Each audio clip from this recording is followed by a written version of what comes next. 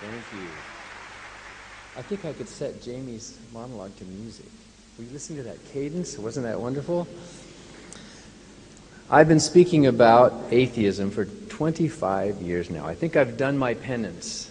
I only preached for 19 years. I guess only is a strange word, but ever since 1984, when I spoke publicly for the very first time about my atheism, boy, was I nervous. And the venue for that was not some church, of course. It was not a humanist meeting. It was the Oprah Winfrey Show. I had just come out of preaching, and 9 months later, her producers called and said, we want to do a show about somebody interesting with atheism. I had never spoken publicly before any group before, much less a hostile audience.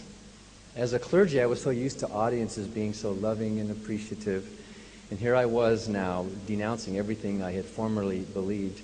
That was 25 years ago, and I have to say, in all that time, this is the largest group of atheists I've ever had a pleasure to talk before. How did you do it?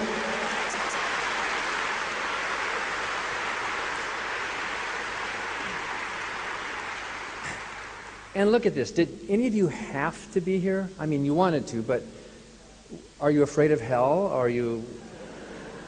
Did some organization tell you you have to come to this thing? Are you trying to gain brownie points in heaven? Isn't it amazing that this movement, this atheism, which actually is a non-movement, because a movement needs followers, right? And none of you are followers. We're all our own leaders. We're all egalitarian. Isn't it amazing how organically it just spreads up because we want to be? And the student groups are another example of that. Forming all over our nation, all over this country. I had the pleasure of meeting are some of the student group leaders here today? Some of you university people? Yeah.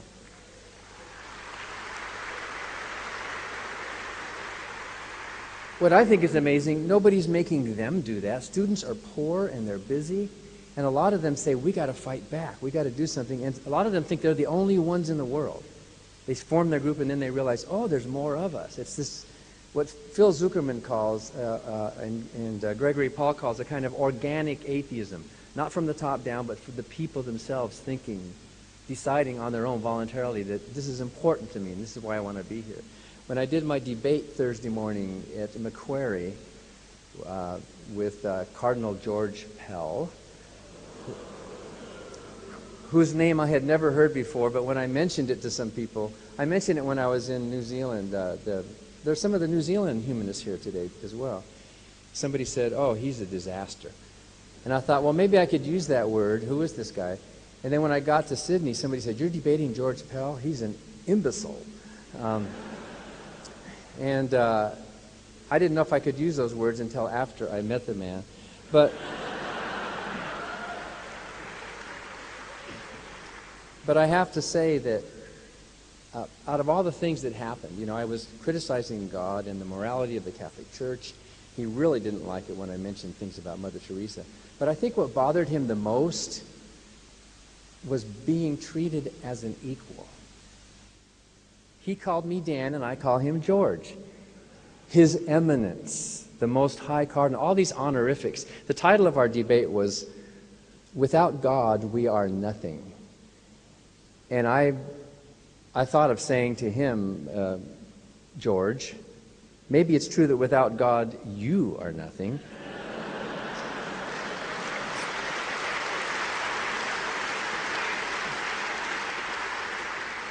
Because what does he have?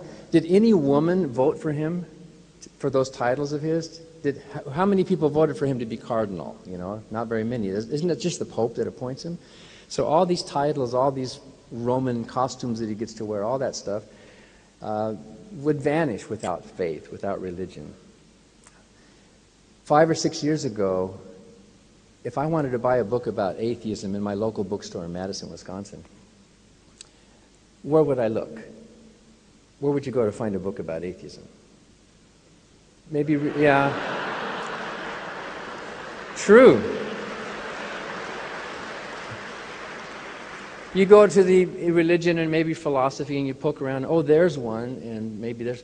But today, I can go into the Borders bookstore in Madison, Wisconsin, and there's an entire shelf with the word atheism on it, with about 20 or 25 titles, including Dawkins and Hitchens and Harris and Dennett and all the big heavy hitters, and a lot of other wonderful books written by a lot of people whom we've had the pleasure of interviewing on our radio show, Free Thought Radio. And I understand some of you listen on podcasts down here. So I think that was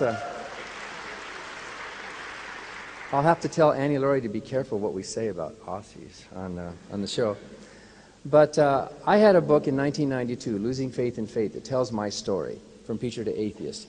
No publisher wanted it. No distributor wanted it. So we've been selling it just through our organization, an in-house thing. We publish it ourselves. We sell it ourselves. We put it online, and it's done okay over the years. But a couple of years ago, a publisher came to me wanting to get on this wave, I guess, of atheist popularity. Isn't it nice when the publisher comes to you and said, could you bring up to date your book about your story, because a lot must have happened in 16 years. So I did. It's called Godless, How an Evangelical Preacher Became One of America's Leading Atheists. And there was some mix-up about the book signing, so there's only one copy in the room, and this is it. Maybe what I could do is get all your names, and I'll sign all of them on this. But it was a real pleasure that Richard Dawkins agreed to write the foreword to the book. And he says that, and I agree with him, there's a lot of wonderful writing and analysis of religion from the outside in, but rare to find something from the inside out, to find someone who's been there. And some of you in this audience were like me, weren't you? You were true believers. You prayed, you felt the Spirit of God and all of that, and then you came out on your own. And how did you do that? And I'm going to tell you briefly how I did that. But in the wonderful foreword that Richard wrote, he says, is kind of repeated there, and you tell me if this is a compliment or not. Dan Barker is the most eloquent witness of internal delusion that I know.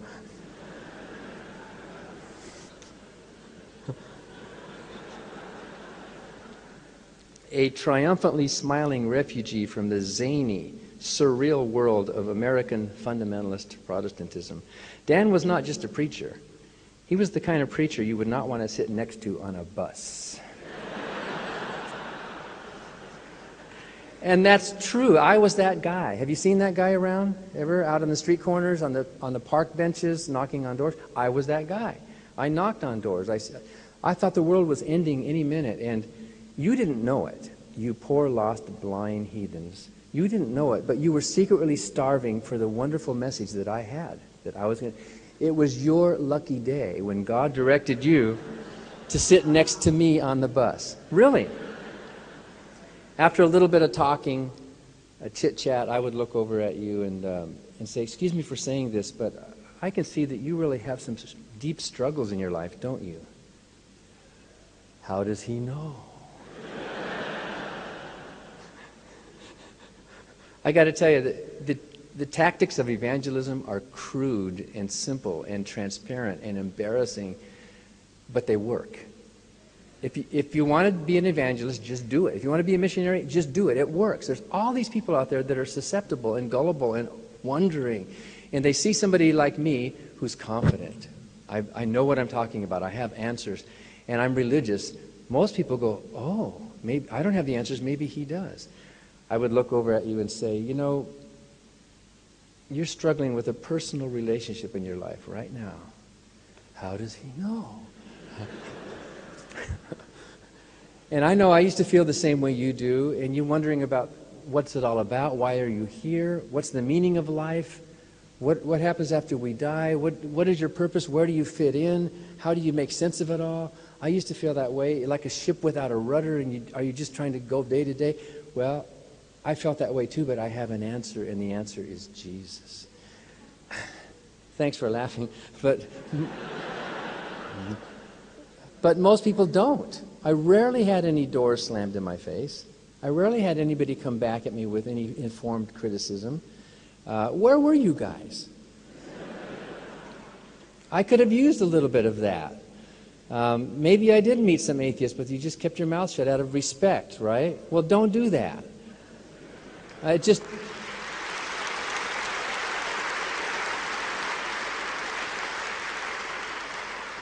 I don't mean you should be disrespectful, but say something. If nothing else, say, I respect your opinion, but I disagree. If nothing else, say that, so that I would know, that we would know that there is disagreement out there. You don't have to get in a big, long fight. In fact, sometimes it's better not to, right? But just let it be known. Now, wear your Richard Dawkins Foundation A pin everywhere you go, and people will ask. Someone finally asked me what it meant. It was one of the guards at the Canadian, in Toronto, at the airport in Canada. What is that A for? And I said, it's for atheism. And she went, oh. That was it. But I mean, that was, you know, that was better than nothing. A little, I guess, maybe once an evangelist, always an evangelist.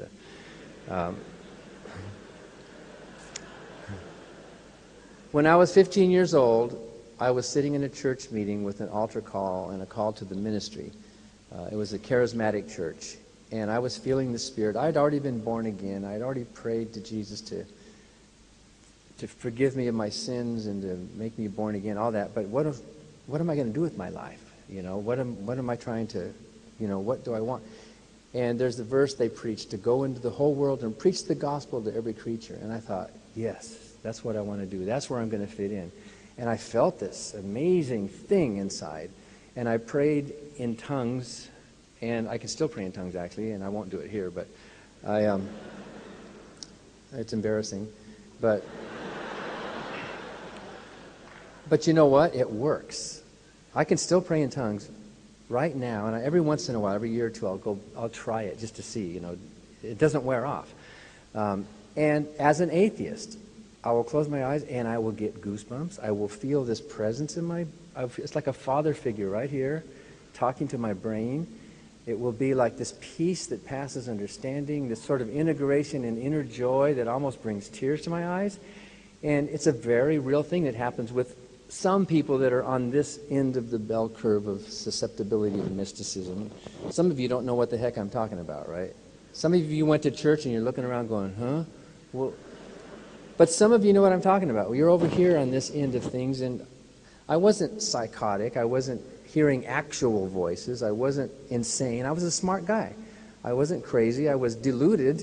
It really is a delusion. But it wasn't that I had lost my senses or anything, but this thing happened in the brain, and I accepted what I was convinced was a call to the ministry, and I started preaching when I was 15. And I carried my Bible to school. I was instrumental in my Spanish agnostic high school teacher becoming a born-again Christian. And he and I started a club where we were ministering to others. I went down into Mexico. I went on missionary trips and evangelical trips. I started playing the piano in churches. And I've got to tell you, when there's an on-fire, talented young person in any religion, they put them up front, right?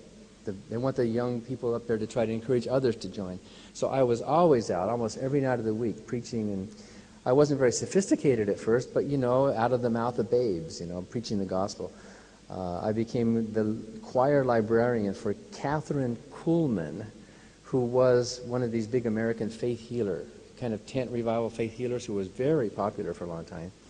And I sat right by her. Like on the stage, I was about 6 or 8 feet behind while she was doing her faith healings, and people were throwing away their crutches, and people were crying, and it's in the name of Jesus, you are healed. And people were, yes. I didn't know that a lot of them went home and died the next week. I didn't know that. But I had seen a miracle, right? And who could possibly deny the power of the miracle? I considered it so lucky that I was born into the right family, in the right country, in the right religion, at the right time of history, because Jesus is coming any minute. And I get to be a soldier on the front line of that army at the last time. Think of the meaning it gave to my life. Think how it made me feel special. And of course, I always said I was humble and he was everything, but I got to go out and do all these things, and I saw a lot of success. Maybe a little bit due to my talents, but I think a lot due to just the gullibility of people that come to church. They want to hear things like that. I went to Azusa Pacific University. I got a degree in religion. I got A's and all that, but I didn't care about that stuff. I wanted to be out on the street preaching. I thought, in one more day, Jesus is going to come, and then I got to preach one more sermon to get the souls in before. I didn't think I was going to live long enough to graduate from college or get married. Or when I was in college, Hal Lindsey, the author of that prophetic book, The Late Great Planet Earth. And I think he's still on TV, isn't he, doing his thing? He assured us in about 1970 that the second coming of Jesus could not possibly be any later than the mid-1980s. And I remember thinking, that late? I have to wait until the mid-1980s before Jesus comes again? I did graduate. I got what amounted to a minor in Greek, so I could kind of impress simplistic people with a little bit of Greek but I was no great scholar. And I became an associate pastor of 3 different churches. One was a Friends church in California, which is sort of the West Coast Quakers, a little more evangelical. Richard Nixon came out of that tradition and did him a lot of good. Then I went back into more of my dad's sort of background into charismatic and I went into an Assembly of God church, which are Pentecostal. And I liked that. I'm glad I was with that church for a year and a half. They were very sincere, very sweet, kind of simple people, very emotional, but way too noisy for my tastes. I got to tell you, have any of you ever been to those meetings where there's all of the slain in the Spirit and the speaking in tongues and the hallelujah and the women are shaking on the ground and you wonder what they're shaking from on the ground there, but their hands raised and faith healings, and I participated in some faith healings, and boy, I got to tell you, if any one of you had come up to me back then and started to question what I believed, I would just sort of smile, shake my head, and say, "You don't know. You don't know what I have. You can criticize all you want, but you're the one who has the problem, not me. I have this presence of Jesus, and it's real and it's powerful." I used to preach that you don't need those feelings to be saved, but I was one of those people that had those feelings. And I got to tell you, if you believe in this deity already, and then you have those feelings on top of that, it's such an affirmation. It's just such a, it's a gestalt thing that happens. Like, yes, it has to be true. I served about 2 years in Mexico as a missionary, trying to convert Catholics into Christians. And now I think about the arrogance of us American Protestant missionaries treating this poor lost country below the border as this dark mission field that needed our help, right? I wish I could go back there and apologize. Well, I did meet some Mexican humanists once, and I formally apologized to them, and they took it. So I feel like that they took my confession, basically. But one of the churches I was at then sent me out as a cross-country evangelist. I spent 8 years traveling the country thinking, any minute Jesus is going to come again, any minute. And we lived by faith. And do you know what that means, to live by faith? It doesn't mean just to have faith. It means to live every day by faith. We had, all our stuff was in storage. I was married. We were having little babies by then. And no income, no contracts, no health insurance, just no money, traveling from church to church, hoping to collect enough of a love offering. We didn't even charge, hoping there was enough cash in the envelope to get to the next church before Jesus came again. It was that kind of thing. And I did that for like 8 years. And a week of meetings fell through. I wrote a musical that I thought the children could perform back in California, but a Christian publisher snapped it up. It was called Mary Had a Little Lamb. It's for Christmas. Now, don't laugh. Those of you who have deep theological understanding will get this. Mary's the mother of Jesus. Jesus is the Lamb of God. Get it? Okay. And that musical became a bestseller for that company. It was Man of Music, to my surprise. And I thought it was the work of God. See, God was blessing my ministry. And they asked for a follow-up. So I wrote one for Easter. And you know what the title of that was? His fleece was white as snow. Because the final Passover sacrifice, Jesus was this type of the final Passover sacrifice, and his death would be the final sacrifice for the sins of humanity. But you had to bring the cleanest, purest, unblemished animal. So his fleece was white as snow. So that also was a bestseller for that company for a while. And what happened was kind of interesting. In my mid-20s then, my ministry started to shift. And Jesus kept on not coming again. You know, every day I would wake up, oh, there's another day. And I started getting invitations to preach and perform like a guest conductor and to do like preaching piano, kind of a musical preaching mixed together.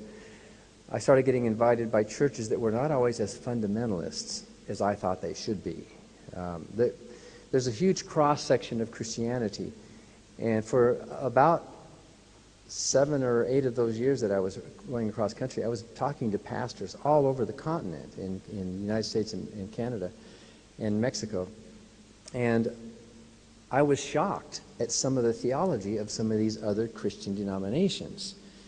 And there is no one Christianity, I realized. There's probably as many Christianities as there are Christians. And as I started talking to some of these more moderate ministers, I was surprised that they would think that Adam and Eve were not actually historical people. And I thought, how can you let them be members of your church if they don't believe that? And it started a process in my own mind of looking not at atheism. If you're raised the way I was, you don't just wake up one morning and go, oh, ha ha, silly me, there's no God. Oh, how could I have been so stupid? I'm sorry. You don't do that. With me, it was this arduous process. It was a gradual thing, starting with meeting these other flavors of Christians. And what happened was, one of these early ministers told me, one of these ministers in the early part of that period told me that he thought Adam and Eve were historical, but some of the members of his church thought maybe they were metaphors. That just like Jesus made up a story, like the prodigal son, he made up parables, right? And it didn't matter if they were true. They were just parables that had an underlying moral message to them. So the early Israelites could have made up this parable about the early formation of the world and the human race. And it doesn't matter if Adam and Eve were true. It's the moral tale that matters. By the way, if you look up the word fable in the dictionary, it's described as a moral tale usually involving talking animals. Look it up. And I was shocked by that kind of talk. I thought, wait, this is heretical, because Genesis doesn't say it's a parable. Adam and Eve really existed 6,000 years ago, whenever that was. Maybe I was generous enough to say it might be 10,000 years, but somewhere in there, 6,000 to 10,000 years. And what happened in my mind was I didn't jettison Adam and Eve. What I did was I thought, okay, these people believe a little differently than I do, but that should not stop me from fellowshipping with these Christians who have a slightly different theology from me. Now, you might think that's silly. You might think, big deal, right? But to me, that was a huge leap to make. It was psychologically, and if I can borrow that word, spiritually even, quite traumatic to do that, because I was giving up something. If you're talking with a fundamentalist Christian like I used to be, keep something in mind. Have you ever talked with a fundamentalist and you wonder if you're talking the same language? Well, I'll tell you why. And not all Christians are like this, so I don't want to be accused of painting them all with the same brush. Many of them are moderate liberals and smarter and better than I was. But I was this fundamentalist, Bible-believing. The Bible is inerrant. It is true. The fundamentalist mindset is a binary brain. There's a verse in the Bible where Jesus said, I would that you would be cold or hot, because if you're lukewarm, I'll spit you out of my mouth. To us fundamentalists, there is no gray area. To a fundamentalist, there's no middle ground. It's either cold or hot, right or wrong, good or evil, yes or no. And if you are talking with a fundamentalist using terms that are relativistic or situational or counterfactual or conditional, which is how we live our lives, right? We live our lives in the gray area. But if you're talking to a fundamentalist with those gray terms, in their mind, it translates to black. It can't be gray. It has to be one or the other. I'm talking about the extreme fundamentalists, and that's the kind of person I was.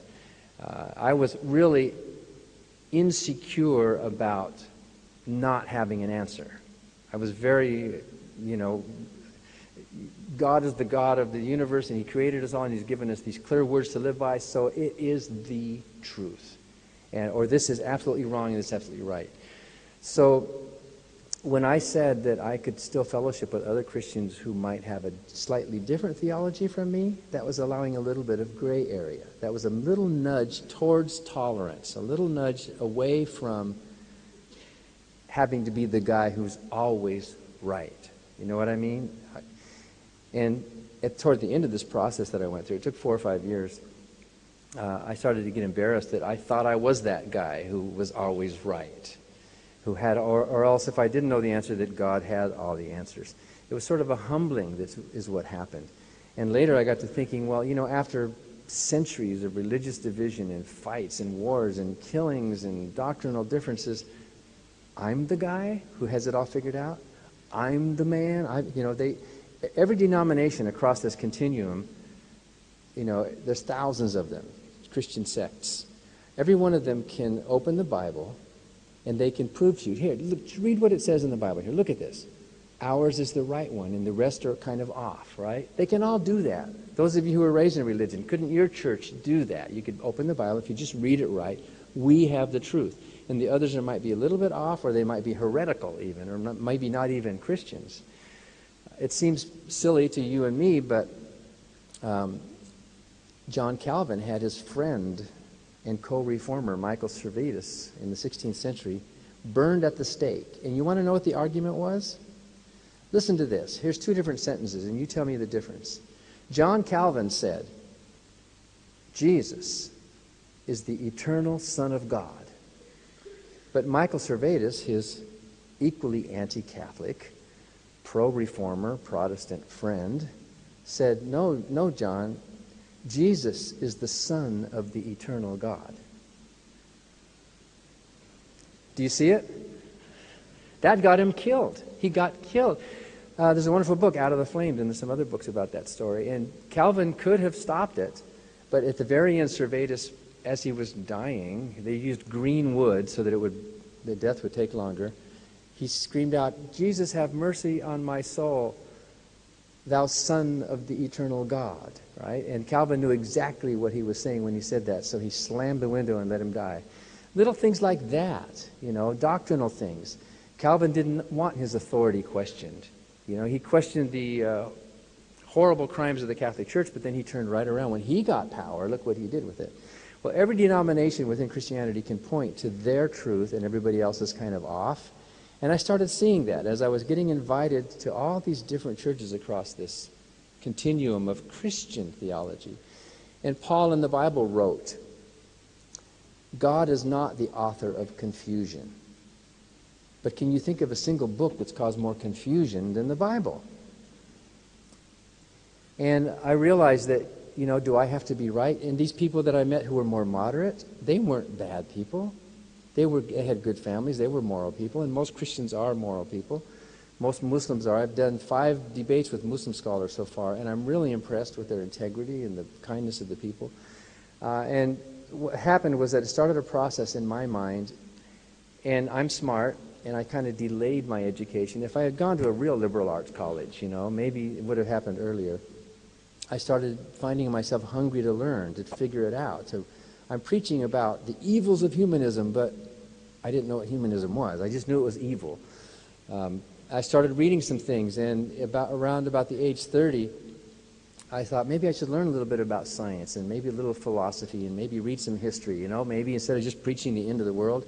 My sermons started to change from less hellfire to more love. I became a little more of a moderate, less preparing for the afterlife and more how to live our daily lives now. It was just kind of standard fare in most mainstream Christian churches. How do we live our lives and deal with each other? And the afterlife, you know, is a thief in the night. So, and I remember once I was preaching at a church in East Los Angeles, and I wish I'd had a camera. The whole platform, this pulpit and the platform, there's this huge wooden painted sign above it that says, Jesus is coming soon. It was that kind of a church. And I noticed that behind it, the paint was peeling and there were cobwebs off. Wouldn't that have been a photographer's dream to get that? But Jesus wasn't coming soon. And eventually, as I moved across the spectrum of kind of growing up organically on my own, nobody was preaching at me. There were no atheist evangelists on TV. When was the last time an atheist knocked on your front door, right? Nobody handed me literature on a street corner. I didn't read any atheist books. It was just me and my thoughts thinking about it, wondering and analyzing it. And eventually moved clear across that spectrum where I realized, if the prodigal son is a parable, and if Adam and Eve are a metaphor, then maybe God himself is just one huge figure of speech. Maybe the whole thing is just one, and why not? If you're going to say there's metaphor in the Bible, where do you draw that line? So I popped all the way across, and I'm making a very long story very, very short here, but I finally popped all the way across. In the summer of 1983, I realized I don't have any reason to believe any of this stuff. I loved it. I was good at it. I realized that there's no evidence for a God. There's no good arguments for a God. There's no coherent definition of a God. There's no good replies to the arguments against a God. There's no need for a God. I realized all that. And I became this sort of secret baby atheist in my own mind. And by the way, I know some other clergy who are preaching in the pulpit right now who are atheists and can't tell anybody. And I get emails from them, and they use pseudonyms. And by the way, Daniel Dennett is working on an article exactly about that. Atheists in the clergy who can't leave yet for one reason or another. And some of them are torturing themselves.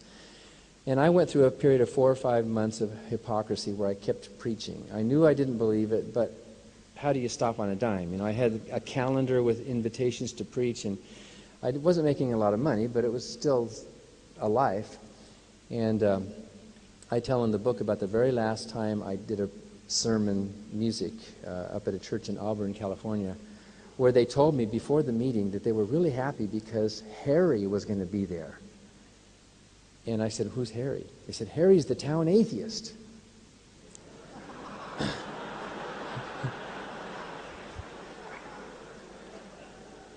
And you know the story of Pagliacci?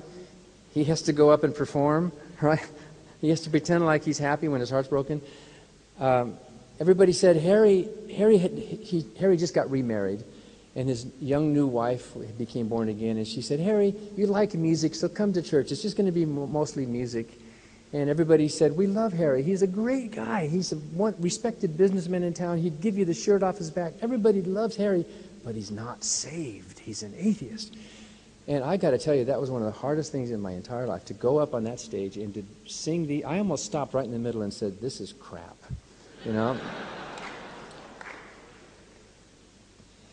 What would I have done? They hadn't yet given me my plane ticket home or anything. Would I just kind of walked out into the night? What would I have done? I just like forced myself. I just said, I can do this. Is show business. I can do this, right? And after the meeting, we went over to the pastor's house. This was December. And I was sitting by the Christmas tree, and there were some people invited, including Harry, whom I really couldn't even look at him. It was the first actual atheist, but I didn't even talk to him. I just sort of sat across the room. And the minister said, "Isn't it wonderful that we can all come together to celebrate the birth of our Lord and Savior, Jesus Christ?" And this voice across the room said, "Not all of us."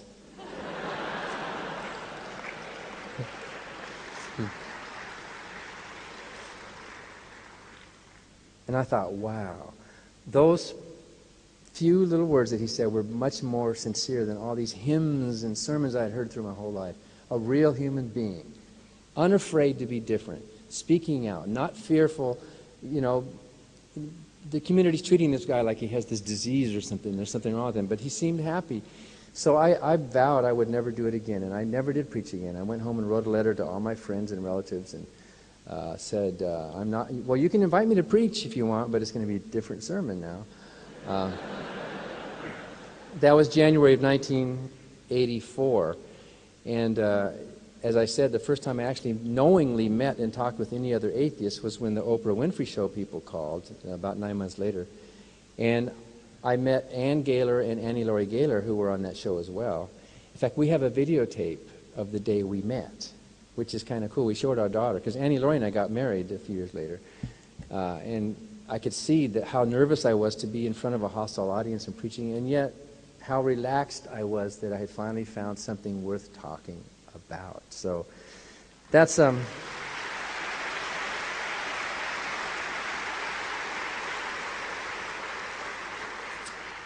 So that's a nutshell version of the story, and I think we might have time for a couple of questions. Who's going to do that?